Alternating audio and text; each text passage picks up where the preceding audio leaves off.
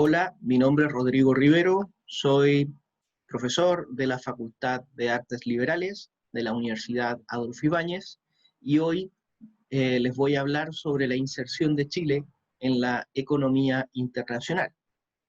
Bueno, para tratar este objetivo de aprendizaje, les voy a hablar concretamente en esta cápsula sobre la estrategia de crecimiento económico e inserción en los mercados internacionales conocida como el modelo primario exportador entre 1880 y 1930.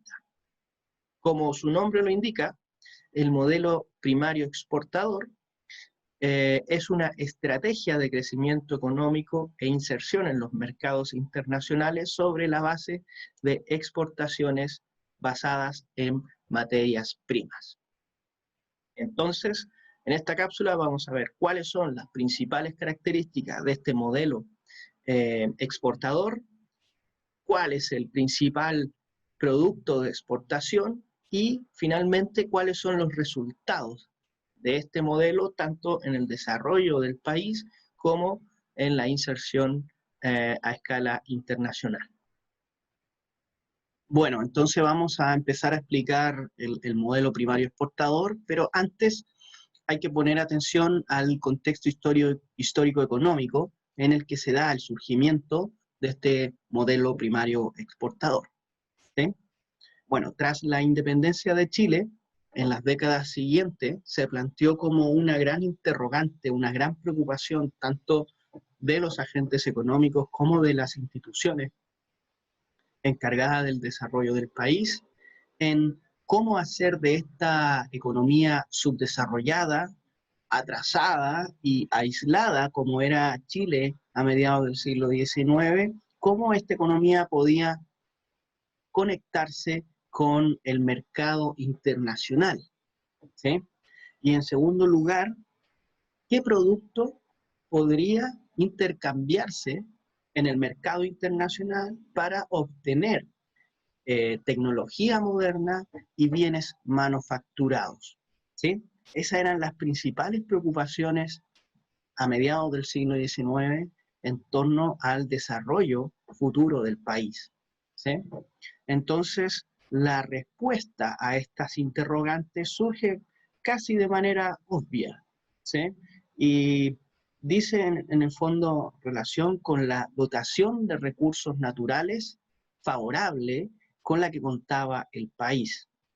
Dada la gran cantidad de recursos naturales con las que contaba el país, parecía obvio que estos se transformaran en el mecanismo de conexión con el mercado internacional y de esa manera obtener del mercado internacional bienes manufacturados y tecnología moderna para desarrollar el país, la economía del país, ¿sí?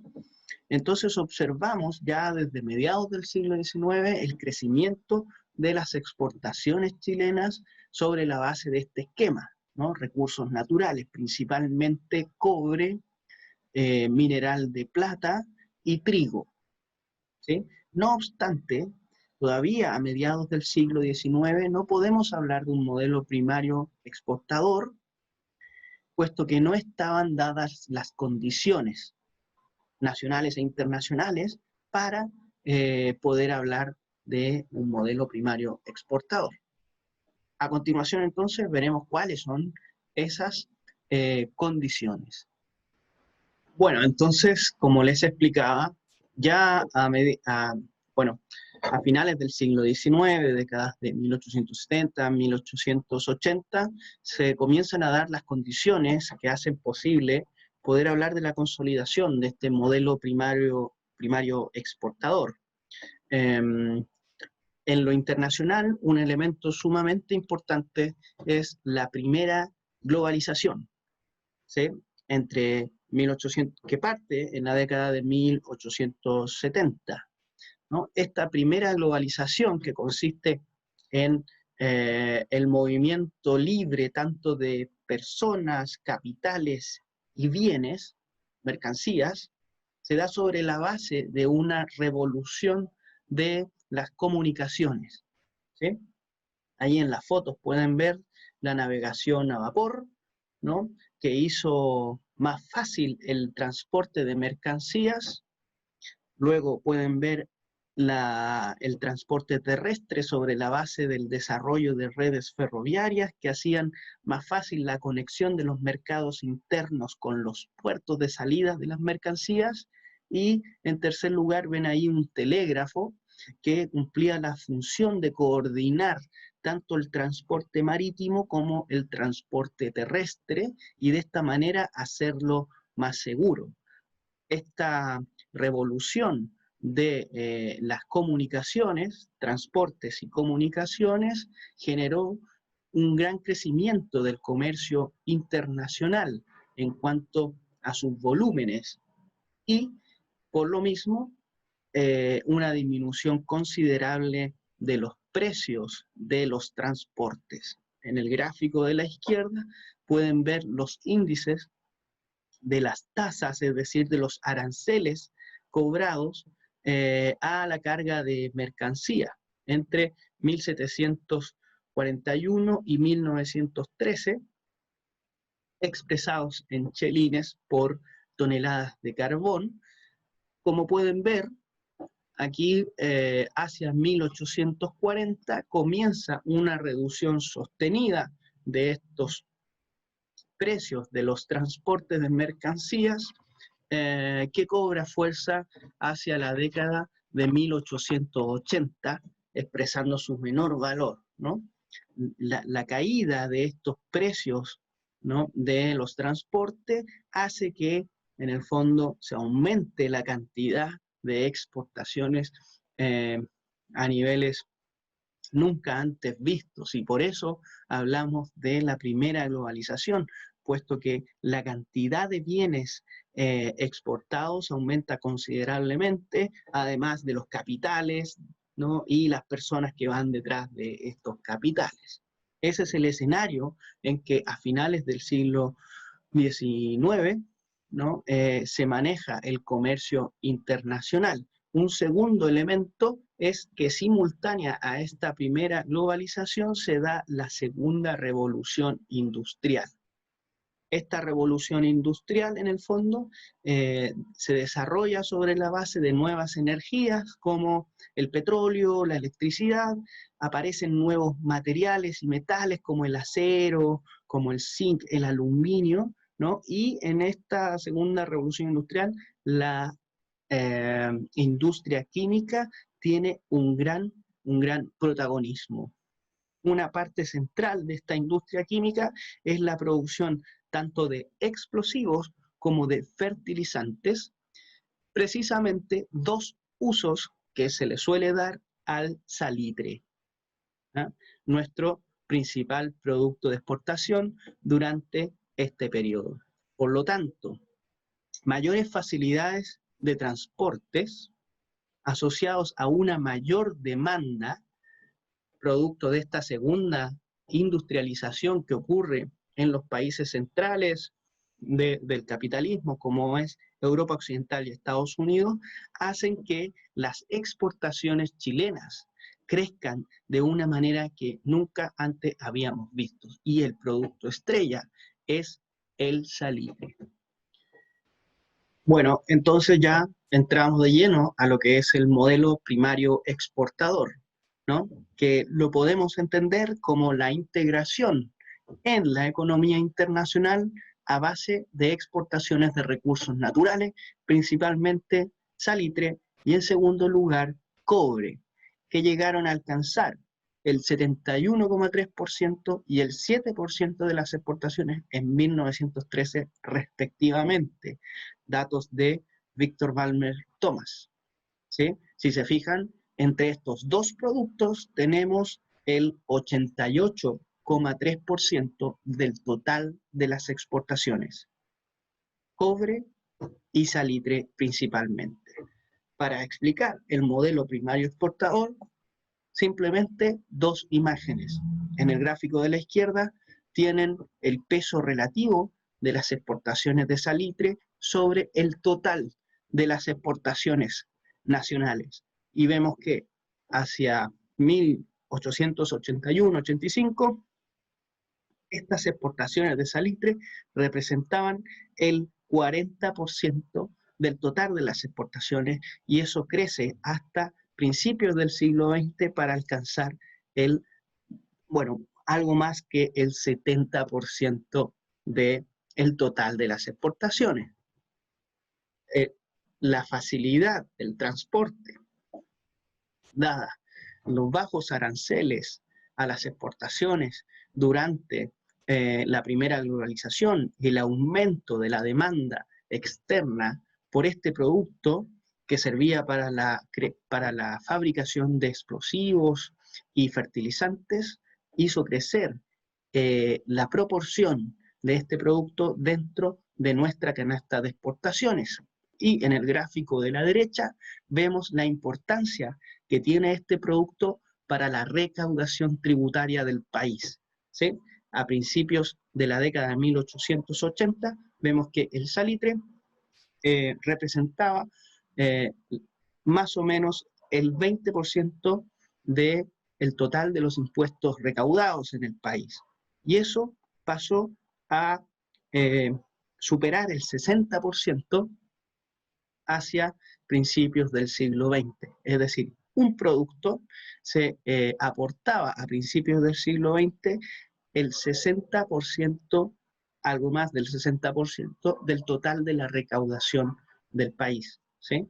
Por lo tanto, las exportaciones de salitre, los impuestos sobre las exportaciones del salitre, eran una fuente de recursos muy importante para el Estado de Chile. Bueno, corresponde ahora hacer un balance del modelo primario exportador. En términos económicos, en términos de crecimiento económico, el aporte de este modelo primario exportador basado en la exportación de salitre, fundamentalmente fue un gran aporte al crecimiento económico del país. Como vemos en el gráfico, entre 1880 y 1910, el PIB per cápita del país se duplicó, ¿no? Sin duda, eso es un gran aporte al crecimiento económico del país, puesto que el salitre durante este periodo se convirtió en el principal motor de la economía chilena, ¿sí? Sobre ese indicador, el desempeño del modelo, sin duda que es significativo. Sin embargo, también hay otros elementos con los cuales no podemos ser tan optimistas, ¿no? En primer lugar, ¿no?, este modelo primario exportador basado en la exportación de recursos naturales, cuyo principal recurso, el salitre, agrupaba o alcanzaba el 71% de las exportaciones, como veíamos anteriormente, se le suma la relativamente escasa cantidad de mercados internacionales a los que se enviaba este producto, y vemos cómo entre los 4 principales destinos de las exportaciones está Estados Unidos, Reino Unido, Alemania y Francia, concentran el 87,9, 88% del total de las exportaciones chilenas, ¿no? Si combinamos dos productos de exportación que concentran el 78% de las exportaciones, destinadas a 4 destinos que concentran el 88% de las exportaciones, obtenemos una gran dependencia de estos mercados internacionales. 2 productos exportados a 4 destinos. Y en segundo lugar, lo que se ha trabajado desde la CEPAL, ¿no?, este concepto de heterogeneidad estructural, ¿no? Desde la CEPAL se plantea que el principal problema de los países periféricos, como lo era Chile, era la existencia en su interior de una estructura dual, Es decir, un sector moderno y exportador, como era el sector del salitre, y otro tradicional y atrasado, como era la producción agrícola en los valles centrales del país. Allí podemos ver, bueno, las ruinas de la oficina salitrera Santa Laura, en el cual estaban las máquinas de producción, y en contraste observamos a los inquilinos, ¿no?, encargados de la producción agrícola en el Valle Central, en su vivienda a principios del siglo XX. Al margen de las condiciones sociales en un lugar y en otro, las formas de producción en uno y otro caso, en el fondo, generan esta heterogeneidad estructural. Una con un capital importante en la producción de mineral de salitre y otro muy descapitalizado, ¿sí? Por lo tanto, en el desempeño tenemos que combinar el crecimiento económico con una alta dependencia de la demanda exterior, producto de que 2 productos se exportan a 4 destinos, y al interior podemos observar esta heterogeneidad estructural, ¿no?, en el desarrollo de las producciones en un caso y en otro. Para finalizar, pasamos a las conclusiones. En primer lugar, como hemos visto, la inserción de Chile en la economía mundial se dio sobre la base de la exportación de recursos naturales. Durante la primera globalización y la segunda revolución industrial, las exportaciones chilenas de salitre se convirtieron en una gran fuente de ingresos para el país, ¿sí? En tercer lugar, sobre la base de las exportaciones, el país experimentó un gran crecimiento económico. Como vimos en el gráfico, se duplicó entre 1880 y 1910. El modelo primario exportador generó una gran dependencia de la demanda externa, puesto que, como vimos, los 2 productos principales que agrupaban el 78% de las exportaciones eran exportados principalmente a 4 destinos, y estos 4 destinos concentraban el 88% de las exportaciones chilenas, ¿sí? Y producto de esto también al interior del país, la heterogeneidad estructural alternaba sectores productivos modernos con sectores productivos más atrasados. Eso básicamente son las conclusiones de esta cápsula. Bueno, yo me despido, espero que les sirva de ayuda y hasta pronto.